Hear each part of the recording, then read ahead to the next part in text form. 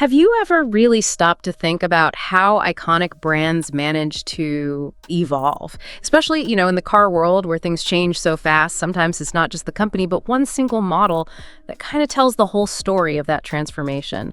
And today, that's exactly what we're doing. We're taking a deep dive into the, pretty fascinating journey of the Hyundai Santa Fe. Yeah, our mission here is basically to pull out the key insights from the data I have on the Santa Fe's whole evolution. We're tracing it right from its frankly, quite humble start all the way to the latest version, which is, wow, a really radical shift. And this isn't just about the car itself, It's about how a company adapts, it's the market strategy, and how it responds to what we all want as consumers. Absolutely. And you might find some surprising facts in here, maybe a few aha moments.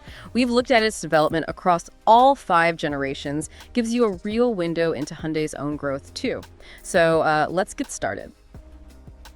Okay, kicking things off back in 2001, this was a really, really big moment for Hyundai. They jumped into the SUV market, which was booming then with their very first one. Named after Santa Fe, New Mexico, funnily enough. This wasn't just like launching another car. It was a huge part of their big restructuring plan from the late 90s. And honestly, it worked. American buyers really took to it right away. And the look of it, that first generation up to 2006, it was different. A lot of SUVs were going for that tough, boxy look, but the Santa Fe came out quite curvy, almost soft looking in comparison. It definitely stood out. Yeah, it did. And the difference wasn't just on the surface. Underneath, they made a really smart choice for the time, a monocoque chassis. That was all about giving it a better ride, more stability, more car-like than the traditional body-on-frame trucks a lot of SUVs were still based on. Engine-wise, you had decent options, a 2.4-liter inline-4 or the slightly bigger 2.7-liter V6. And looking at the data, while, it wasn't the fastest or the fanciest, its real strength was value and practicality. That's what hit home. It clicked with families. Reliable, versatile, didn't break the bank. That strategy was spot on. It gave Hyundai a solid footing in a new area, kind of democratized the SUV idea when others were aiming higher end. It was about accessibility. Right. So it was this honest, solid vehicle that basically announced, hey, Hyundai's serious about more than just small economy cars. It put them on the SUV map strategically. Okay, let's jump forward. 2007, second generation arrives. And this is where the Santa Fe starts to, grow up a bit. It kind of shed that initial quirky design, went for something more conservative, more contemporary, clearly aiming for a wider audience, more mainstream feel. And it literally grew too, right? Bigger inside, more space. And crucially, they added an optional third row seat for the first time. That was a game changer for bigger families, suddenly putting it head to head with established mid-sized players. The engine's got a boost too.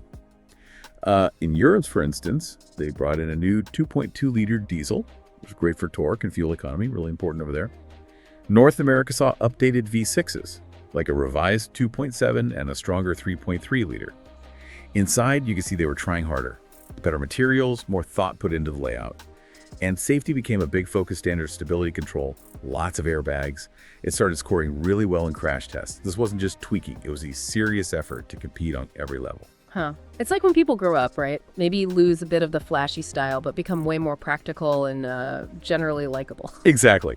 This generation really shows Hyundai doubling down on refining the Santa Fe, broadening its appeal. Even if, maybe it looked a little less unique than the first one, the goal was clearly to capture more of the market and prove they were a serious family SUV contender. Then we hit the third generation, rolling out for the 2013 model year. Now, this felt like another really big leap. Hyundai started talking about their Storm Edge design language. Suddenly, the Santa Fe looked much more dynamic, kind of aggressive even. You remember that bold hexagonal chrome grille, the sharp lines? It was making a statement.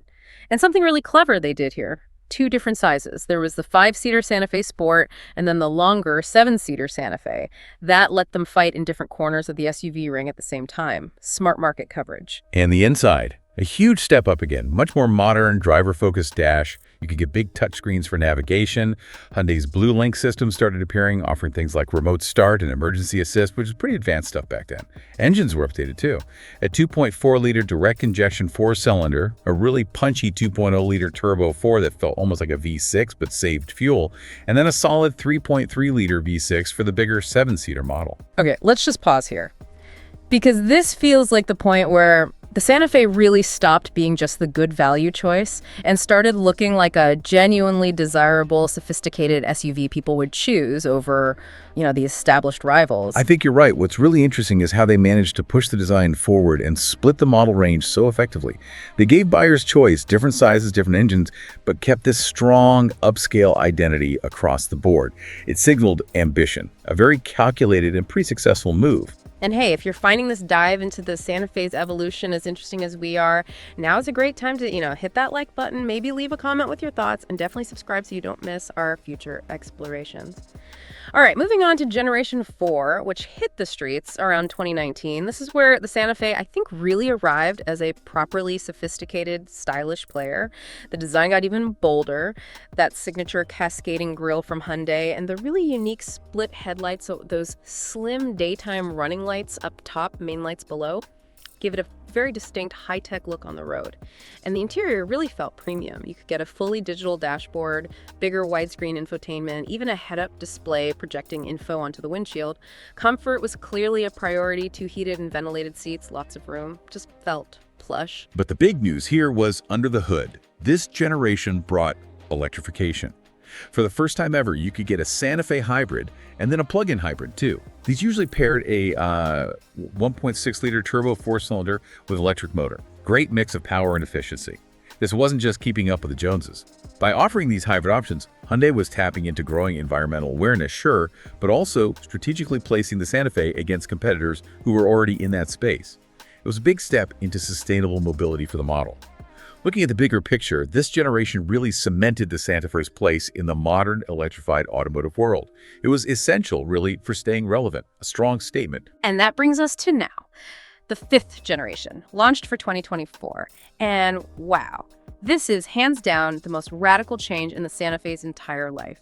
They threw out the curves and went for this incredibly bold, boxy, almost rugged look, really upright stance, strong lines, and those very distinctive H-shaped lights front and back. It's like it's announcing a whole new purpose. And that boxy shape isn't just for show, is it? It's all about maximizing space and utility. That tailgate opening is huge now. Hyundai calls it a terrace-like space. You can just picture people using it for camping, tailgating. It really leans into that outdoor adventure vibe. Inside, it's completely different too. Very minimalist, very high-tech. The dominant feature is that huge curved display panel, seamlessly merging 2 12.3-inch screens for the gauges and infotainment. Looks amazing. Cabin feels really airy and spacious, especially legroom in the back rows. And, interestingly, they're making a point of using sustainable materials. Recycled plastics, eco-friendly leather red, ticks a lot of modern boxes. Powertrain-wise, the standard engine in many markets is now a strong 2.5-liter turbo 4-cylinder. Puts out about 277 horsepower, good torque too, around 311 pound-feet. It's paired with an 8-speed dual-clutch transmission, which should mean quick shifts. You get front-wheel drive or Hyundai's HTRC all-wheel drive. And this is a first that all-wheel drive system now has specific terrain modes. Snow, mud, sand. That seriously boosts its capability beyond just paved roads. I'm just really struck by how bold this changes, from sleek family hauler to this rugged, almost adventurous-looking thing. It's a complete 180. What does this tell us about Hyundai's thinking? What are they reacting to here? That's the million-dollar question, isn't it? This radical redesign isn't just about looks. It feels like a deliberate attempt to attract a whole new type of buyer. Are they chasing the whole overlanding trend, trying to capture some of that lifestyle market, maybe dominated by, say, Land Rover or Jeep? It's a definite move away from the soft roader image. The risk: you might alienate some loyal customers who like the old style. The potential reward: capturing a new, possibly more profitable, adventurous crowd. It's a big gamble. Definitely gives you something to think about. And hey, hope you're still enjoying this deep dive. If you are, please do hit like, drop a comment, and subscribe to catch all our future explorations. Now, beyond all these generational changes, there are a couple of things that have been pretty consistent threads throughout the Santa Fe story. Safety is one. It's almost always scored really well in crash tests, right? Top marks from IHS and NHTSA pretty frequently. Absolutely. And that commitment has only grown stronger. Modern Santa Fe's, especially the last couple of generations, are packed with Hyundai's SmartSense driver assistance tech. We're talking things like forward collision avoidance that can actually brake for you, blind spot monitoring that can help steer you back, smart cruise control that handles stop-and-go traffic. Even things like the surround view monitor, that bird's-eye camera view, make parking so much easier. These aren't just bells and whistles, they're genuine safety enhancements.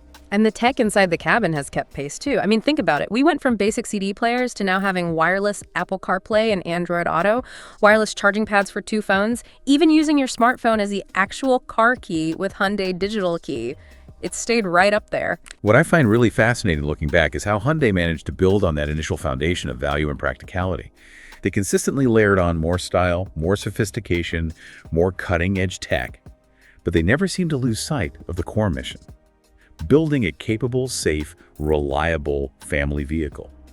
It's quite a story of steady, strategic evolution in a really tough market. So, wrapping this up, it's pretty clear the Santa Fe's journey really does mirror Hyundai's own path, doesn't it? From being seen mainly as a value brand to now being a real contender in style, innovation, and tech. The Santa Fe's been right there, adapting and pushing things forward the whole time. Which leads to a really interesting final thought for you, the listener. Considering just how dramatically the Santa Fe has changed, especially this latest one, what do you think is the biggest risk, or maybe the greatest opportunity, for car makers when they decide to completely reinvent a model that people know and love? It's a high-wire act, balancing that loyalty with the need to innovate. That is a great question to chew on. Definitely let us know your thoughts in the comments below. And please remember to like this video and subscribe for more deep dives like this one. Thanks for joining us, and we'll catch you on the next one.